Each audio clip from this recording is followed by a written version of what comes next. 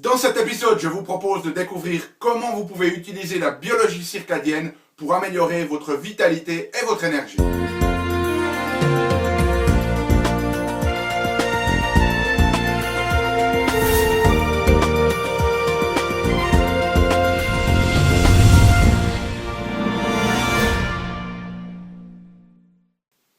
Parce que la vie est bien trop magique pour être petite et que nous avons tous besoin d'une prescription pour grandir en conscience. Bonjour, je suis le Dr Yannick Pauly. Bienvenue à un nouvel épisode d'une grande vie et comme toujours, dans cette émission, je vous propose de découvrir des stratégies pratiques que vous pouvez mettre rapidement en place pour améliorer votre conscience, qu'elle soit physique, émotionnelle, psychologique ou spirituelle, parce que c'est cette conscience qui est au cœur de notre évolution en tant qu'être humain et d'une vie pleinement vécue. Alors aujourd'hui, j'aimerais partager avec vous quelques stratégies pour améliorer votre biologie circadienne. Alors c'est quoi cette biologie circadienne? Je vais vous expliquer tout de suite. J'aimerais tout d'abord vous donner un contexte pour bien comprendre. Notre corps a des capacités d'autorégulation et d'auto-guérison. C'est-à-dire que si l'environnement et les circonstances le permettent, notre corps va pouvoir s'autoréguler et se guérir. Et il y a 4 éléments fondamentaux qui vont permettre au corps de se guérir ou pas en fonction des circonstances. Le premier, ça va être notre alimentation, très très important. Le deuxième, ça va être le mouvement, le sport, bouger, l'activité que nous avons, ça fait partie des fondamentaux. Le troisième, c'est le sommeil. Et le quatrième, c'est ce que j'appelle l'exposome. Et l'exposome, c'est la somme totale de tous les facteurs environnementaux auxquels nous sommes exposés. Et dans ces facteurs environnementaux, il y a des cycles qui nous influencent tout particulièrement. Alors vous êtes tous conscients que nous vivons dans un monde cyclique. Il y a le jour, il y a la nuit, il y a les saisons, etc., etc. Et le rythme circadien, c'est un rythme en fait lié notamment à ce cycle jour-nuit qui va influencer nos cycles et notre biologie interne. Et l'on sait aujourd'hui que si ce rythme circadien, qui va s'exprimer notamment principalement au travers du rythme éveil-sommeil, si ce rythme circadien est perturbé, ça va augmenter notre risque de développer des maladies, ça va augmenter nos risques de prendre du poids ou des difficultés à en perdre, ça va aussi écourter notre espérance de vie, et puis surtout, ça va créer de la fatigue. Et cette fatigue, je ne sais pas vous, qui me regardez en ce moment, mais en tout cas, moi je peux vous dire qu'en tant que clinicien, s'il y a un symptôme que tous mes patients partagent, c'est de la fatigue. Et il y a une bonne raison pour laquelle ils viennent me voir, c'est que s'ils sont fatigués, c'est qu'au niveau cellulaire, ils ne sont pas capables de produire suffisamment d'énergie. Et cette énergie au niveau cellulaire, elle est nécessaire parce que sans énergie, le corps n'est pas capable de guérir, n'est pas capable de se restaurer, de se régénérer, de s'auto-guérir. En fait, vous savez ce que c'est qu'un corps sans énergie? C'est rien d'autre qu'un cadavre.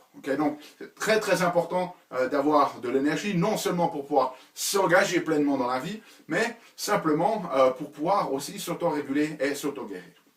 Alors, cet rythme circadien, cette biologie circadienne ici, elle est influencée par 4 grands facteurs. En allemand, on les appelle des Zeitgeist. On pourrait appeler ça des modulateurs ou des régulateurs. Et ce que je vais faire ici, c'est que dans les influences de cette biologie circadienne, il y a environ 15-16 facteurs qui sont très très importants que vous pouvez mettre en place dans votre vie. Aujourd'hui, je vais en partager 2 pour chacune de ces 4 grands régulateurs. Donc le premier grand régulateur que nous avons, c'est la lumière. La lumière. Et cette lumière, vous le savez, au travers du cycle jour-nuit, ça va influencer ce rythme circadien, notamment au travers de la production d'une hormone qu'on appelle la mélatonine. Alors, ce qui est très très important au niveau de cette lumière, c'est d'être suffisamment, le grand principe, c'est d'être suffisamment exposé à la lumière dans la journée et en même temps de pouvoir dormir dans le noir total et complet. Okay? Et ça, c'est très très important. Et il y avait une personne qui avait dit, je vais paraphraser, je me souviens même plus qui avait dit ça, mais je trouvais ça très intéressant et très révélateur de notre société. Il disait, l'homme, l'être humain, est suffisamment intelligent pour inventer la lumière, hein, au travers de l'électricité, et en même temps suffisamment stupide pour s'y exposer. Et essentiellement, dans cette citation, ce chercheur montrait à quel point, en fait, le fait de perturber ces grands cycles, lumière, noirceur, si vous voulez, hein, jour, nuit, eh bien, va perturber notre physiologie parce que dans notre monde, on est constamment bombardé par cette lumière, surtout la nuit, où finalement, à moins que vous soyez retiré, mais si vous vivez en ville, eh bien, vous allez être constamment exposé à ces influences lumineuses, et ça va perturber votre rythme circadien. Alors, qu'est-ce qu'on peut faire au niveau de la lumière? Eh bien, la première des choses à faire, c'est s'exposer à la lumière dans les 30 minutes après le lever. Okay? Dans les 30 minutes après le lever, dès le moment où vous êtes levé, sortez un moment pour vous exposer à la lumière du soleil. Okay? Alors bien évidemment, certains d'entre vous vont me dire « Ouais, mais docteur Pauly, comment est-ce qu'on fait en hiver, quand il fait encore nuit, quand je me lève ?» Eh bien voilà, tout là est le problème. Et si l'on voit que vous avez une problématique de santé, où vous n'avez pas la vitalité que vous désirez, que vous voulez améliorer votre vigueur et votre vitalité, eh bien une des choses qu'il va falloir considérer, c'est de vous exposer à la lumière. Et aujourd'hui, il y a des appareils qui permettent de s'exposer à la lumière, la luminothérapie, mais immédiatement dans les 30 minutes. En été, si vous avez la possibilité, dehors, c'est mieux, à chaque fois qu'on peut le faire par des moyens naturels, mais si ce n'est pas suffisant, on va devoir utiliser des moyens artificiels comme la luminothérapie. Donc très très important, s'exposer à la lumière dès le réveil pour montrer à notre corps que l'on est passé de la nuit au jour à la luminosité. Okay? Deuxième élément très très important au niveau de cette lumière, c'est d'immédiatement couper après le coucher du soleil. Okay? Donc une fois que le soleil est couché, de ne plus avoir une exposition à la lumière bleue. Alors la lumière bleue, c'est quoi? C'est essentiellement une lumière qui est émise par les appareils et les nouvelles technologies. Votre iPad, votre iPhone, votre ordinateur, ça émet de la lumière bleue. Et cette lumière bleue, elle va perturber cette production de mélatonine, elle va perturber notre cycle et notre biologie circadienne. Donc très très important, dès que le soleil s'est couché, il faut vraiment que nous entrions, si vous voulez, dans le noir, dans cette noirceur. Donc il va falloir vraiment couper cette problématique d'exposition aux lumières bleues. Si vous avez des problèmes de sommeil, si vous avez des problèmes de poids, si vous êtes fatigué, si vous avez des problèmes chroniques de santé, il y aura de toute façon une perturbation de votre rythme circadien et c'est un élément que vous devez en faire. Donc soit on va arrêter ces technologies, et si vous ne pouvez vraiment pas vous en passer, bien des autres moyens de vous exposer, notamment avec certaines ampoules qui tournent dans le rouge. Il y a aussi des lunettes qui permettent de bloquer cette lumière bleue. Donc on a toutes à disposition des moyens ici, mais idéalement, une fois que le soleil est couché, il faudrait éviter de s'exposer à cette lumière bleue. Okay? Deuxième élément qui est très très important pour nous ici, c'est le mouvement. Le mouvement que nous avons dans la journée, eh bien, il va avoir une influence sur ce rythme circadien. Et le premier conseil dans le mouvement, ça serait de faire votre activité physique le matin. Okay. Si vous allez faire votre activité physique trop tard dans la soirée, ça peut aussi perturber, parce que ça va activer votre corps, ça peut perturber ensuite ce rythme circadien. Il y a certaines techniques qu'on va utiliser, des fois on va le faire un peu plus tard dans la journée, mais idéalement pour la grande majorité des gens, le matin, en se levant directement après s'être levé, bougez votre corps. Il n'y a pas besoin de faire beaucoup. Très souvent pour les patients qui viennent nous voir, notamment les patients qui ont une problématique qui va toucher le système nerveux et le cerveau, une des choses qu'on leur fait faire dans les 10 minutes au moment, après, dans les 10 minutes du moment où ils se sont levés, eh bien on va leur faire ce que nous on appelle un brain booster. C'est une série d'exercices très simples, ça prend environ 7 minutes, qui va activer le corps, et notamment le faisant le matin et directement en se levant, ça va stimuler la production d'une substance qu'on appelle le INOS en anglais, nitric oxide, l'oxyde nitrique endothélial. Et cette INOS, j'ai vraiment de la peine à le prononcer en français, mais cette INOS, ce qu'il va faire, c'est qu'il va aider nos vaisseaux sanguins à se relâcher et ça va améliorer la circulation générale et notamment la circulation en direction du cerveau. Donc très très important pour aider à réguler cette biologie circadienne de l'activité physique dès le moment où vous vous levez. Okay? Et deuxième élément dans le mouvement fondamental, dont la plupart des gens n'ont jamais entendu parler, c'est d'augmenter ce qu'on appelle le NEAT dans la journée. Alors c'est quoi ce NEAT? Eh bien c'est de l'anglais. A, ça veut dire activity, activité. T, thermogenesis. Okay? Donc dès le moment où nous nous mettons en mouvement, nous allons créer de la thermogénèse, c'est-à-dire qu'on va créer de la chaleur. Et cette chaleur, eh bien, elle peut être créée notamment au travers de cette activité. Cette activité, elle peut être faite au travers d'exercices. C'est-à-dire que quand vous allez au fitness, par exemple, quand vous allez courir, quand vous allez faire du vélo, eh bien, c'est une activité sportive qui va générer ça. Mais tout le reste de la journée, on va aussi générer cette activité de thermogénèse par des mouvements qui ne sont pas basés sur de l'exercice physique. Donc en anglais, non-exercise. Okay? Activity thermogenesis. C'est-à-dire tous les petits mouvements que nous faisons quand nous sommes debout, que nous bougeons, que nous asseyons, que nous nous levons, etc. etc. Et ce NAET, il va avoir une influence sur notre biologie circadienne parce que dès le moment où nous diminuons notre NAET, ce qui veut dire pour la majorité d'entre nous, par exemple, lorsque nous sommes assis, nous réduisons notre NAET. Dès le moment où on réduit ce NAET, qu'on s'assoit, ça donne un signal à notre cerveau, finalement, qu'il est prêt à se calmer et qu'il va enclencher ces processus de sommeil. Donc l'idée, c'est qu'on est en mouvement quasiment tout le temps la journée. Okay? Si on regarde au niveau de l'évolution, nos ancêtres, c'est ce qu'ils faisaient, à part peut-être la sieste, mais on est en mouvement dans la journée, ce qui signale à notre corps que voilà, c'est le moment où on se dépense. Et puis dès le moment où on diminue ce mouvement, ce NAET, ce mouvement qui ne provient pas d'une activité physique sportive, eh bien, ça signale à notre corps que c'est le moment de commencer de mettre en place ces mécanismes de sommeil.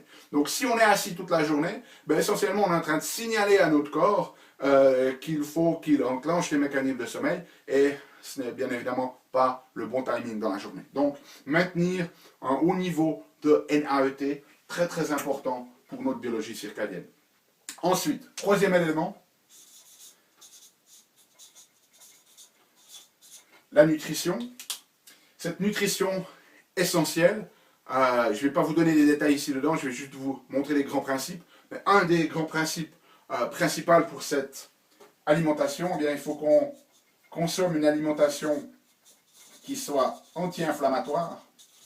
Dans notre société, on mange beaucoup trop d'aliments qui vont créer de l'inflammation, notamment une inflammation chronique subclinique dans notre corps. Et cette inflammation, elle va notamment perturber la production d'une hormone qu'on appelle la leptine. Et cette leptine, elle a un rôle très très important dans la régulation de notre énergie et dans la régulation de ce rythme circadien. Donc c'est très très important d'avoir une alimentation qui est anti-inflammatoire. Ça ne veut pas dire prendre des anti-inflammatoires, des médicaments, on se comprend bien, ok? Mais une alimentation qui va favoriser les mécanismes anti-inflammatoires. Et puis, le deuxième aspect dans cette nutrition, ce n'est pas seulement qu'est-ce qu'on mange, et ça la plupart des gens ne parlent que de ça, qu'est-ce qu'on mange. La question c'est quand on le mange. Et un des conseils que vous pouvez appliquer, et puis ça je vous jure que si vous ne le faites pas, essayez juste celui-là, et vous allez voir la différence que ça va faire, c'est, on pourrait appeler ça jeûner, 3 à 4 heures avant le sommeil. C'est-à-dire quand le moment où vous finissez votre repas du soir, et le moment où vous endormissez, il faut qu'il y ait au minimum 3 heures. Au minimum 3 heures. Parce que sinon, si vous mangez plus tard aussi, par ce mauvais timing, vous allez aussi avoir une influence sur cette hormone leptine qui va réguler ce cycle énergétique et qui va en partie aussi influencer ce rythme circadien. Donc assurez-vous qu'il y ait suffisamment de temps entre le moment où vous mangez et le moment où vous allez dormir. Très très important. Et puis, finalement, dernier élément qui va influencer cette biologie circadienne, eh bien, c'est la température. Okay?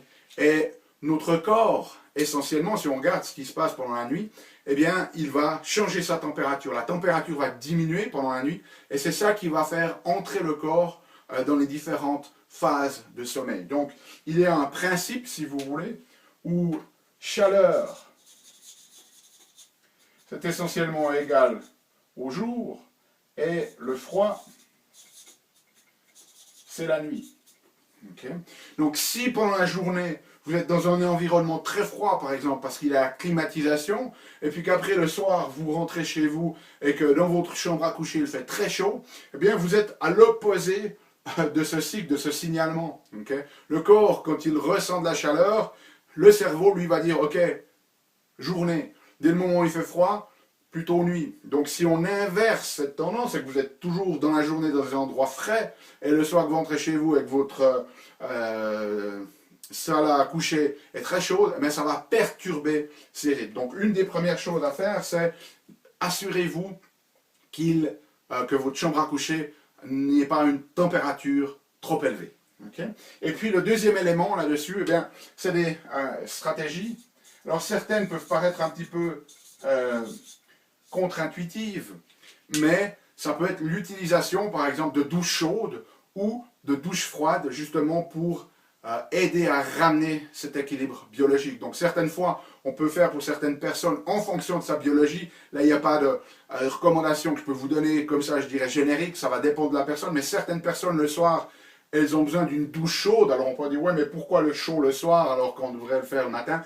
Bien, c'est par des mécanismes un peu rebonds. Des fois, en prenant une douche chaude, ça va créer un mécanisme de rebond qui va faire qu'ensuite le corps se refroidit chez certaines personnes. Chez d'autres, elles ont besoin de douches froides, justement le soir, pour diminuer cette température et mettre le corps dans cet état qui le prépare au sommeil. Donc ça, c'est des stratégies individualisées, mais gardez-les à l'esprit. Une des choses que vous pouvez faire, c'est peut-être d'essayer, si vous avez des problèmes de sommeil, essayez quelques jours, vous prenez une douche très chaude ou un bain chaud le soir avant de dormir, vous regardez si ça vous aide à dormir, si vous réveillez beaucoup plus rafraîchi le matin, ou alors essayez aussi des douches froides. Alors quand on parle de froid, c'est vraiment très froid, hein, c'est-à-dire quelque chose de presque à la limite de l'insupportable, pendant quelques secondes, le plus longtemps que vous pouvez, et puis observez si ça fait une différence. Mais voilà ces 4 grands principes qui vont réguler cette biologie circadienne. Je trouve que c'était important pour nous d'en parler parce que très souvent, comme la nutrition, on vous dit quoi manger, okay, mais le timing de la journée, c'est quelque chose d'essentiel parce que nous vivons dans ces grands cycles universels. Nous avons des cycles de biologie aussi internes et il faut que les deux soient en harmonie pour que nous puissions vivre pleinement et avec énergie. Alors moi, je me réjouis de vous retrouver bientôt pour une autre vidéo. D'ici là, aimez la vie, émerveillez-vous et contribuez chaque jour un petit peu plus.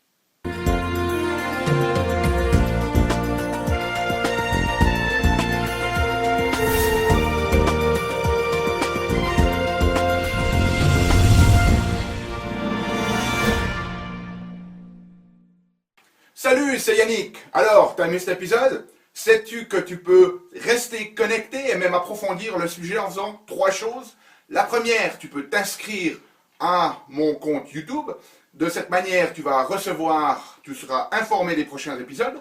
La deuxième chose que tu peux faire, c'est approfondir le sujet grâce à ce DVD, les 7 clés d'une grande vie. Il est complètement gratuit. C'est le DVD d'un atelier que j'ai fait de 2 heures environ qui explique les bases de la méthodologie et qui vous donne des exercices pratiques dans la méthodologie Une grande vie. Donc il est gratuit. Tout ce que tu as à faire, c'est cliquer sur le lien. Et troisième chose, eh bien, je t'invite à me rejoindre sur mon blog où tu trouveras la transcription de cet épisode et aussi où tu peux t'inscrire, laisser ton email afin que je puisse t'envoyer les prochains épisodes. Donc tout ce que tu as à faire, c'est à cliquer en choisissant sur le menu qui apparaît sur cette vidéo. Donc clique le lien qui te convient, clique les 3 si tu veux. Et puis surtout, moi, je t'invite vraiment à recevoir ce DVD puisqu'il est gratuit. À bientôt.